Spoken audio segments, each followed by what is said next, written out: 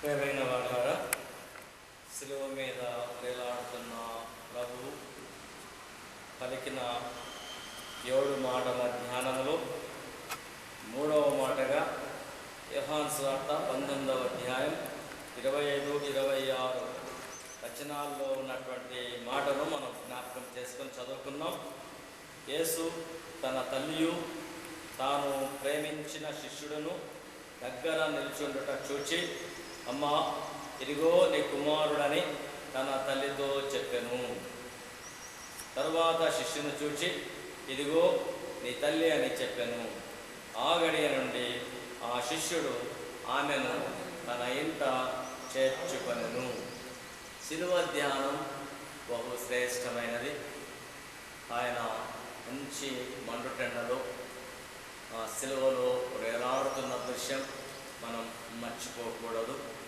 చేతులలో గాయం, మేకులకు శిలువ కొయ్యకు గుచ్చబడి ఉన్నాడు.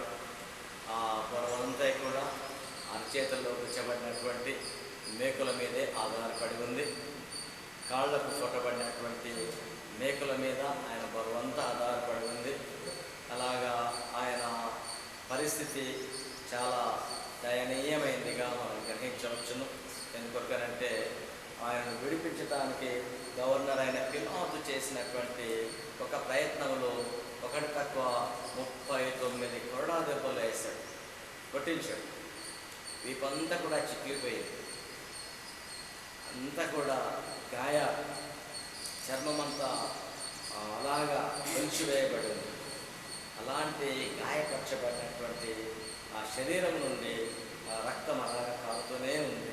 తలకు ముళ్ళ కిరీటం పెట్టారు, రక్తం కారుతూనే ఉంది. ఇక ముసురుతున్న ఈగలు, రక్తం కారి అక్కడక్కడ గడగట్టినప్పుడు ముసురుతున్నటువంటి ఈగలు, ఇంత దయనీయమైన పరిస్థితి.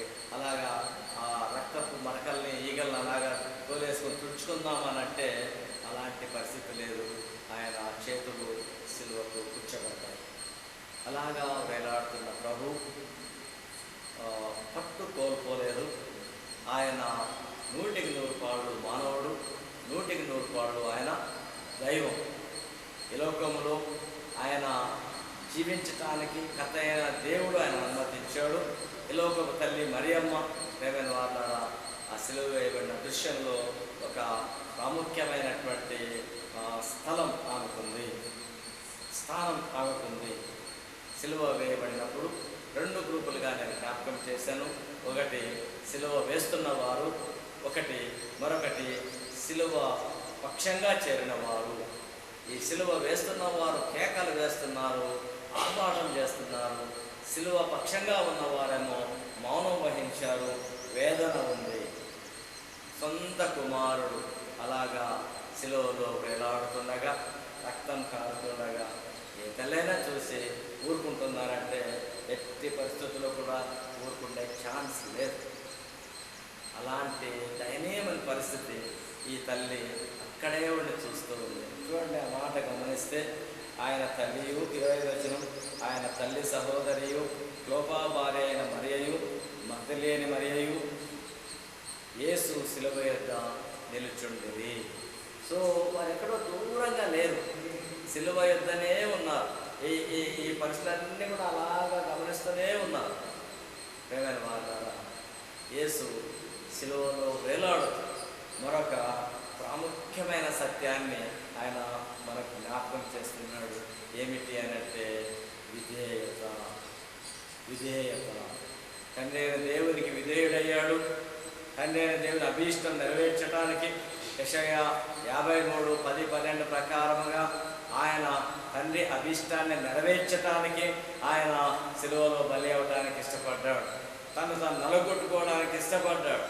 ఇప్పుడు ఒక మానవ మాత్రమైన ఒక కుమారునిగా తన విధేయత తన తల్లి పట్ల కనపరుచుతూ ఉన్నాడు. తల్లి ఒంటరిదవుతుంది. తల్లి ఆలన పాలన ఎవరు చూడాల్సి ఉంది? ఇవన్నీ గమనించినటువంటి మన ప్రభు యేసయ్య సిలువలో వేలాడుతూ ఎంత మాత్రం కూడా తన ఆలోచన విధానాన్ని దూరపరచుకోలేదు. ఆయన మెదడు మొద్దుబారలేదు.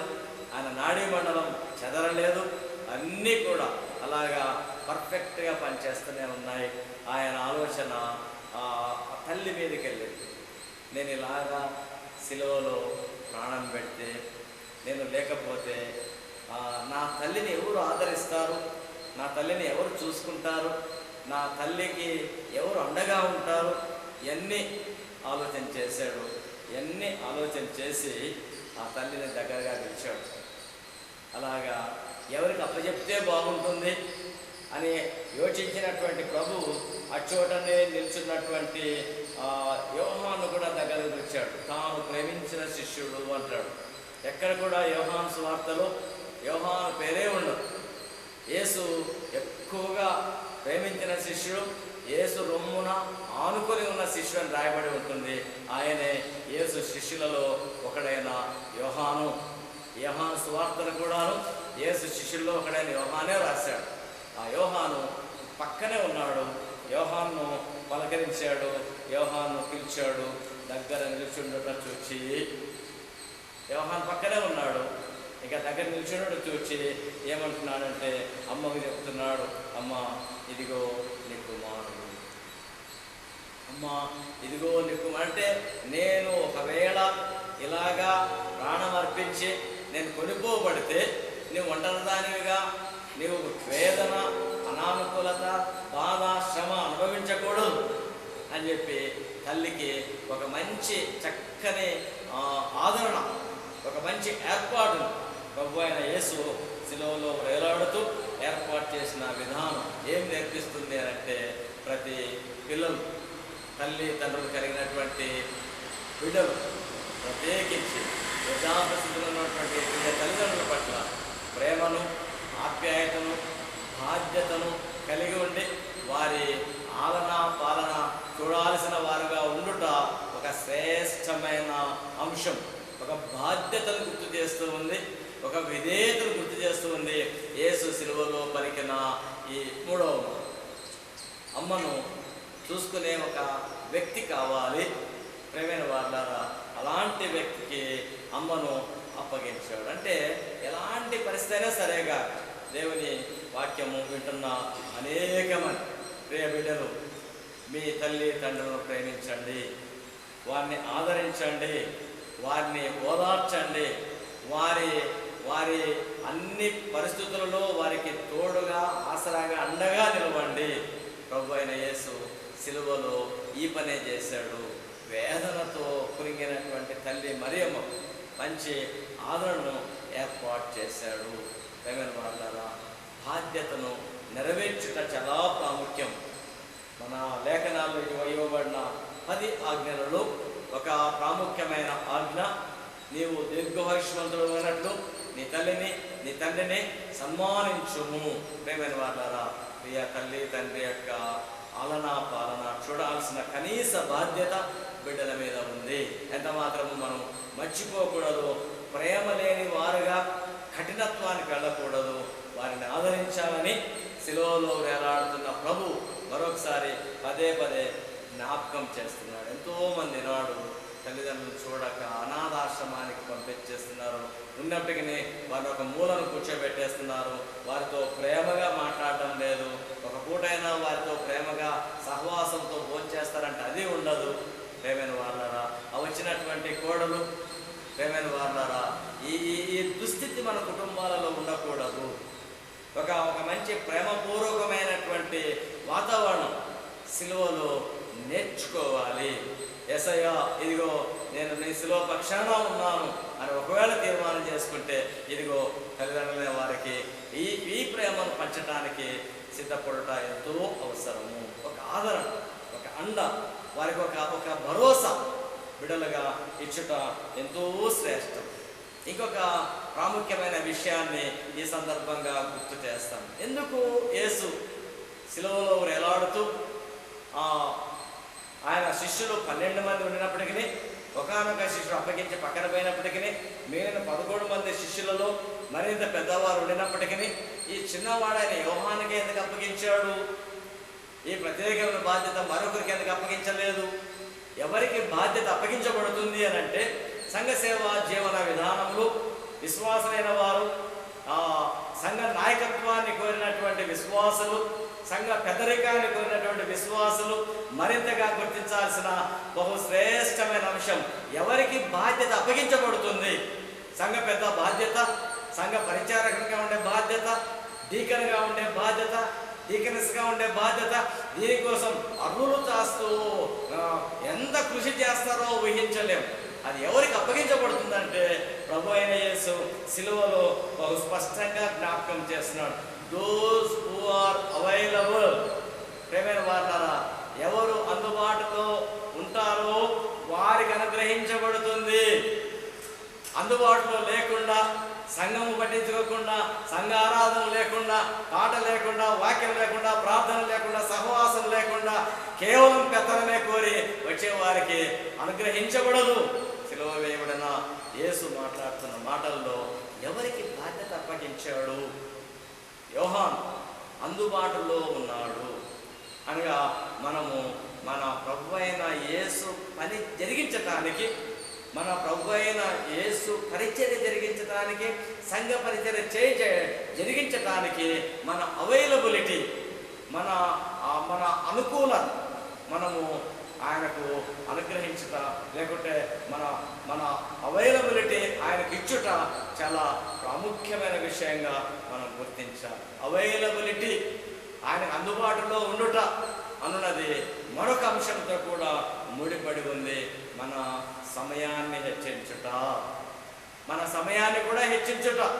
ప్రేమైన వారులారా, బాధ్యతలు ఎవరు అందుబాటులో ఉంటారో, ఎవరు సమయాన్ని హెచ్చిస్తారో అలాంటి వారిని దృష్టించి ప్రభు అయిన యేసు అప్పగించాడు.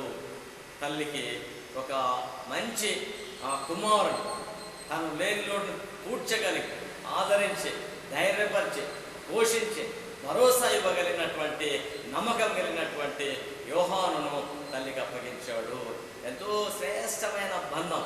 ప్రేమైన వాళ్ళ పరిచర్యలో సిలువ వేయబడిన యేసు వైపు చూచుచు అనేక విషయాలు మనం ఆలోచన చేసిన గాక మనకు ఆధిక్యతలు, ఆ బాధ్యతలు మనము కలిగి ఉండుట ఎంతో అవసరం అన్నప్పుడు వాటిని నెరవేర్చే దిశగా మనము అందుబాటులో ఉండి, మనము విధేయతతో ఉండి, మనము కనిపెట్టుటతో ఉండి మన సమయాన్ని హెచ్చించాలన్న విషయాన్ని కూడా గుర్తించుట చాలా చాలా ప్రాముఖ్యం. సిలువలో వేలాడుతున్న ప్రభు ఒక బంధాన్ని బలపరిచాడు. ఓ కుటుంబ బంధము, కుటుంబ వాతావరణం అది ప్రేమపూర్వకమైనదిగా ఉండాలి. సిలువ వేయము అని కేకలు వేసి, ఆర్భాటం చేసి, గేలి చేసే గుంపుతో ఉండి దూరమవుతావా? లేదు, సిలువ పక్షాన చేరి ఆదరించి, ఓదార్చి, ధైర్యపరిచి, భరోసా ఇచ్చి, ఇదిగో అందుబాటులో ఉంటాను, నా సమయాన్ని ఇస్తా, నమ్మకంగా ఉంటాను, నా గ్రూప్లో ఉంటావా? తేల్చుకోవాల్సిన సమయం కర్త అయిన ప్రభు సిలువలో ఈ శ్రేష్టమైన అవకాశం ఆయనతో కూడా ఉండి పరిచర్యలో పాలిపంపులు కలిగిన యోహానుకు అప్పగించాడు. అమ్మా, ఇదిగో నీ కుమారుడు. వెంటనే అలా రాయబడిన మాట ఇంకోటి ఏంటంటే 27వ వచనం ఆఖరికి, ఆ గడియ నుండి ఆ శిష్యుడు ఆమెను తన ఇంట చేర్చుకొనెను. అంటే నెరవేర్పు దిశగా కొనసాగింది. బాధ్యత ఎప్పుడైతే అప్పగించారో బాధ్యతను వెనువెంటనే నెరవేర్చడానికి యోహాను సంసిద్ధంగా ఉన్నాడు, నెరవేర్చాడు. దేవునికి స్తోత్రం. బాధ్యతలు నెరవేర్చే దిశగా సిలువ ధ్యానంలో మనం నేర్చుకోవాల్సి ఉంది. సిలువ వేడిన యేసు తల్లి వైపు చూచి తన విధేయతను చాటుకున్నాడు. ఒక మంచి కుమారునిగా తల్లిని ప్రేమించాడు. తల్లికి ఒక ఆదరణ కలిగించి దేవుని చిత్తాన్ని నెరవేర్చి ఈ 3వ మాటలో అనేకమైన ఆధ్యాత్మిక సత్యాలు మనకు నేర్పించుచూ ఉన్నాడు. గ్రహిద్దాం, బాధ్యత కలిగి ఉందాం. బాధ్యతలు స్వీకరించడానికి, ఆధిక్యతలు కలిగి ఉండటానికి మనము మరింతగా మనం అందుబాటులో ఉండడానికి సిద్ధపడదాం. ఈ అందుబాటులో ఉండి మన సమయాన్ని హెచ్చించి వేచి ఉండడానికి సిద్ధపడదాం. బాధ్యతను నెరవేర్చుచు దేవుని ఘనపరచు కొనసాగడానికి ఆత్మదేవుడు సహాయం చేయాలి.